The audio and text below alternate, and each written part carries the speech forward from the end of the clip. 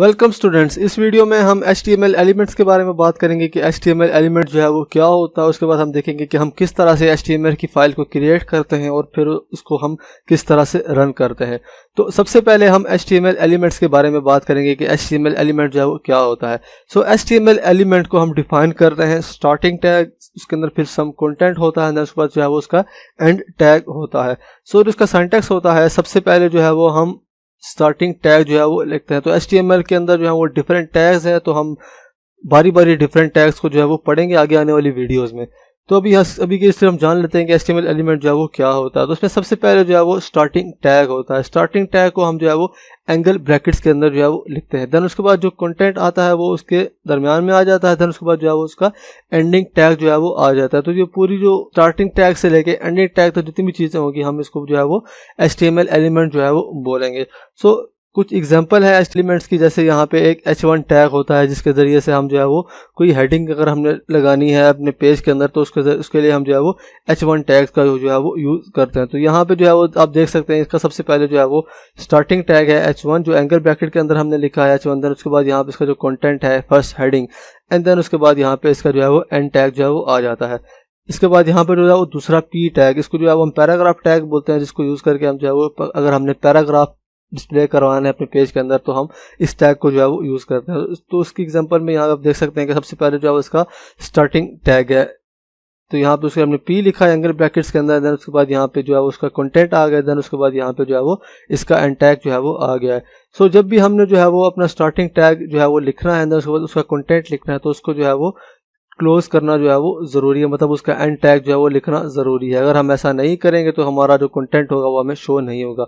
इसके अलावा कुछ ऐसे टैग्स भी होते हैं जो कि सेल्फ क्लोजिंग जो है, मतलब उनको हमें जो है वो क्लोज करने की, मतलब हमें उसका एंड टैग लगाने की जो है वो ज़रूरत नहीं होती। तो इसमें जो एग्जाम्पल है वहाँ पे यहाँ पे एक जो है वो टैग है BR, जिसको कि हम ब्रेक टैग जो है वो बोलते हैं। सो अभी हम विजुअल स्टूडियो कोड में चलते हैं और देखते हैं कि हम किस तरह से HTML की फाइल को क्रिएट करते हैं और किस तरह से जो है वो हम उसको रन करते हैं। सो गाइस, तो मैं अभी विजुअल स्टूडियो कोड में आ गया हूँ। तो यहाँ पे अब जो भी हम काम करेंगे वो हम एक फोल्डर में करेंगे, मतलब हम जो अपनी फाइल्स बनाएंगे, मैं अपनी जो फाइल्स बनाऊंगा हर लेसन के हिसाब से, तो वो मैं एक फोल्डर के अंदर बनाऊंगा। तो सबसे पहले मैं यहाँ पे क्या करूँगा, यहाँ पे मैं जो है वो एक मतलब ओपन फोल्डर करूँगा। देन यहाँ पे मैं डेस्कटॉप पे जाऊँगा। तो सबसे पहले यहाँ पे मैं जो है वो एक न्यू फोल्डर जो है वो क्रिएट करूँगा। तो मैं इसका जो है वो मैं नाम रख लेता हूँ HTML एंड CSS। तो मैंने इसका नाम रख लिया HTML एंड CSS।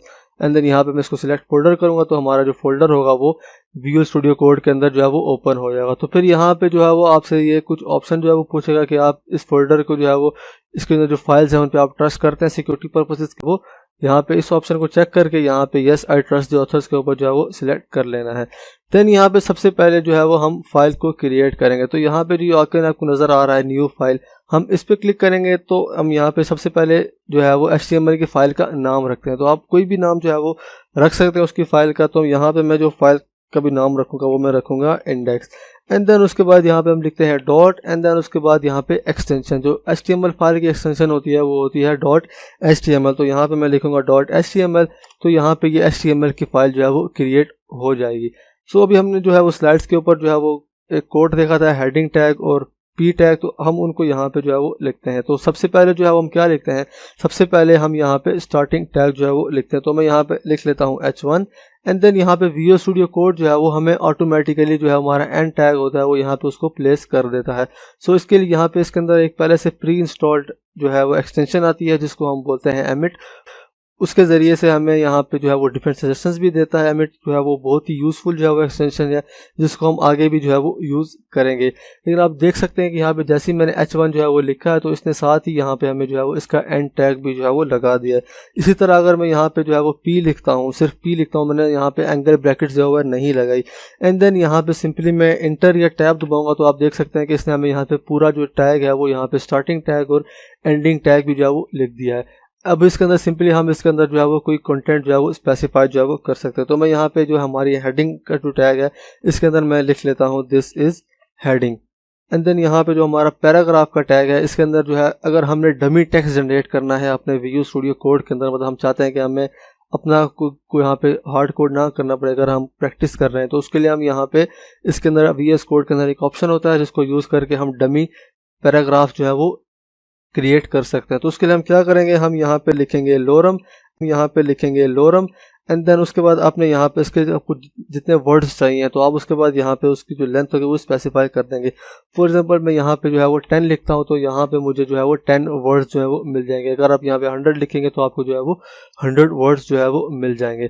सो अभी हमने जो है वो अपना जो है वो कोड जो है वो लिख लिया, जिसके अंदर हमने h1 टैग, जो स्टार्टिंग टैग, एंड देन उसके बाद यहाँ पे एंडिंग टैग लगाया है, एंड देन उसके अंदर हमने कुछ जो है वो कंटेंट स्पेसिफाई किया, एंड देन इसी तरह हमने यहाँ पे p टैग लगाया है और देखा कि हमने किस तरह से हम एमिट को यूज़ करके अपना काम आसान बना सकते हैं। हम सिंपली यहाँ पे लिखेंगे p, एंड देन यहाँ पे जो है वो इंटर या टैब दबाएंगे तो हमें यहाँ पे स्टार्टिंग टैग और एंडिंग टैग भी जो है वो मिल जाएगा। इसी तरह अगर हम h1 को भी लिखेंगे तो उसका भी हम टैब या इंटर दबाएंगे तो उसका भी हमें स्टार्टिंग और एंडिंग टैग जो है वो लिखा हुआ जो है वो मिल जाएगा। सो अभी हमने ये जो कोड, सिंपल सा जो कोड है लिख लिया, तो अभी हम देखते हैं कि हम इसको जो है वो रन कैसे करते हैं। तो उसके लिए मैं क्या करूँगा कि हमने जो फोल्डर क्रिएट किया है वो मैंने डेस्कटॉप के ऊपर जो है वो यहाँ पे क्रिएट किया, तो मैं इस फोल्डर को जो है वो यहाँ से ओपन करूँगा, एंड देन इसको सिंपली मैं यहाँ पे जो है वो डबल क्लिक करूँगा। अगर आपने जो है वो ब्राउज़र को गूगल क्रोम सेलेक्ट नहीं किया हो तो आप यहाँ पे इसको राइट क्लिक करके यहाँ पे ओपन विद करके जो ब्राउज़र आप सिलेक्ट करना चाहते हैं आप वो सिलेक्ट कर सकते हैं।